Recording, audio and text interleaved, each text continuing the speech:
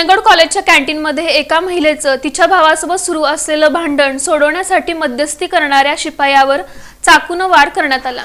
College कॅन्टीनमध्ये काम करणाऱ्या महिलेचं तिच्या भावासोबत भांडण सुरू होतं। त्यात मध्यस्थी करणाऱ्या कॉलेजच्या शिपायाला भोसकण्यात आलं। यावरून मुख्य संशयित संजय उफाडे आणि त्याचे साथीदार अमोघ कुलकर्णी, दीपक गरड, रोहित वाडेकर, रोहित मंडलिक, गणेश कोडे, शुभम भोईटे, श्रीकांत वाघमोडे, अरमान शेख सर्व राहणार बाळे या 9 जणांविरुद्ध गुन्हा दाखल करण्यात आला। यातील 4 अटक झाली आहे। सिंहगड महाविद्यालयाचे प्रशासकीय अधिकारी दत्तात्रय नवले यांनी याबाबत फौजदार चौडी पोलीस ठाण्यात फिर्याद दिली।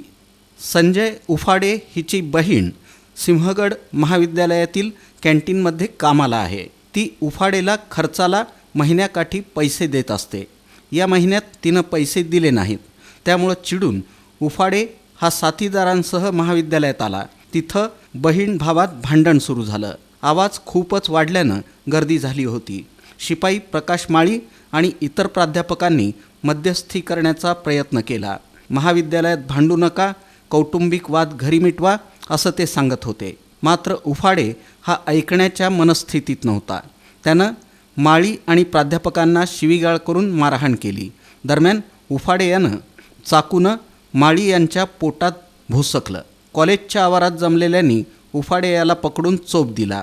उफाडे यानं गुरुवारी दुपारी फोनवरून एका तरुणाला शिवीगाळ करून ठार मारण्याची धमकी दिली होती। याबाबत जेलरोड पोलीस ठाण्यात अदखलपात्र गुन्हा दाखल आहे।